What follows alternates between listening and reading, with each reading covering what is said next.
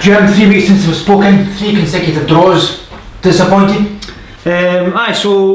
Obviously, we're unbeaten in 4 games, but the last week there with the 3 draws wasn't ideal. So we're obviously disappointed. We were hoping for a better return, particularly with having the back-to-back home games. So it's frustrating more than anything else. But listen, just not a lot we can do about it. We've just got to keep going, keep working hard. The boys are certainly doing that, and hopefully that we can get 3 points against Brechin on Saturday.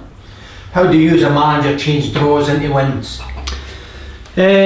I think we need to get the first goal in games, and I think that's vital, particularly in this league. I think if we, in the games where we have scored first, 9 times out of 10 we went on to win those. But the character, I keep talking about the character of the players, and honestly I think lesser teams would have lost a couple of those games during the week, and even up in Peterhead we got a goal down, hard place to go, we fight back, get a well earned point, and then obviously goals behind against Stranraer, managed to dig ourselves back into the game again. So the lads have been fantastic and they're extremely frustrated, there's no doubt about that. But from a manager's point of view, it's not through lack of any effort on the training pitch or anything like. We're very, very positive in the games that we play.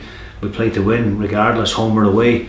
I keep talking about we respect the opposition, but we don't play with any fear. The boys are encouraged to go and get on the ball and make things happen, and we just have to keep going. We're just going through a little bit of a sticky spell, if you like, but like I say, it's been we're 4 unbeaten, but the fact that we're picking up draws isn't helping.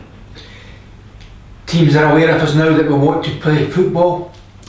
Yeah, I think I think Queen's Park came and were well organised Saturday. I thought they played well, but yeah, you're right. I mean, teams are denying us that space in behind for Greg Spence and what have you. We probably need to move the ball a little bit sharper, I think, at times in and around the middle of the pitch, but listen, the teams are I think this kind of league, it's always going to be that way. Teams are capable of beating each other at any given moment.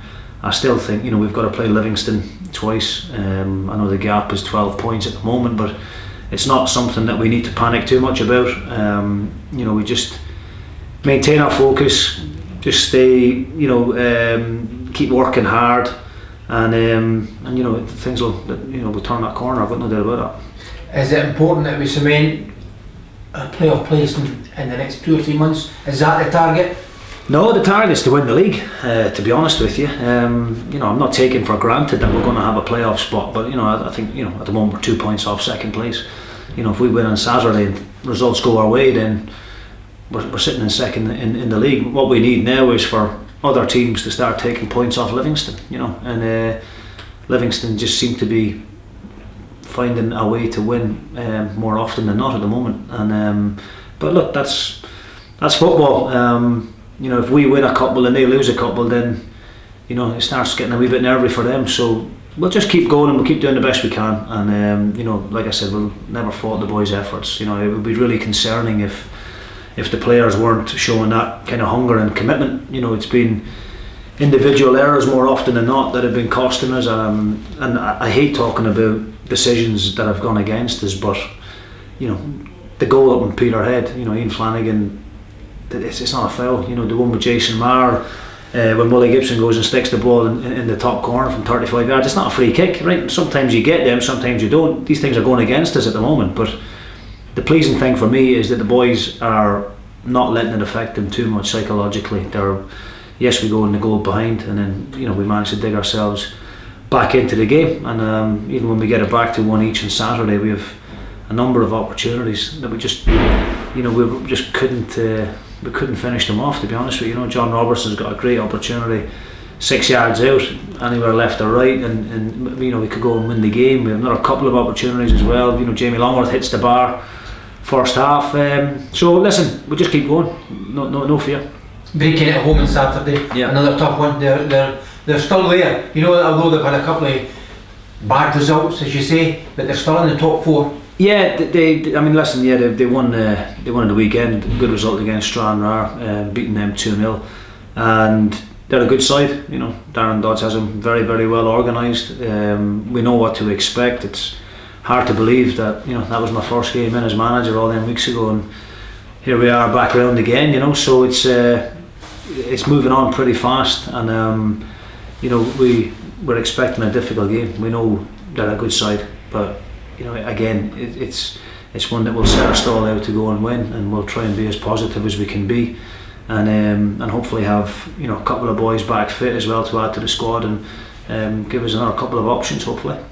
Flanny and Homer, will they train tonight? Yeah, Flanny is a wee bit touch and go with Flanny. I think Homer will train. I think Homer will definitely be fit for Saturday. Flanny's problem is a little bit more probably serious than what Homer's was, so it's one that we'll monitor, and you know, he'll be getting the best of treatment between now and then to ensure that he's available, because he's a big player for us, Flanny. You know, we don't win many games without him, so we'll be desperate to get him back. And the January are just around the corner. Yeah, listen, it's you know, we're working hard behind the scenes, you know, and I keep talking about it. If we're going to be bringing people in, it's not just bringing them in for the sake of it. You know, the board have backed me. There's money available. It's just about bringing in the right ones, and they've got to be the right types of characters as well as technically good players, because we've got a fantastic dressing room in there, you know, with really good boys and good, honest, hard-working professionals. I'm not willing to bring anyone in who's going to upset that. So whoever does come here, then they're going to have to work as hard as the rest of the boys and make sure they fit in, and hopefully you know, add to the squad and make us better. Would you like to try and bring somebody to partner Greg up front?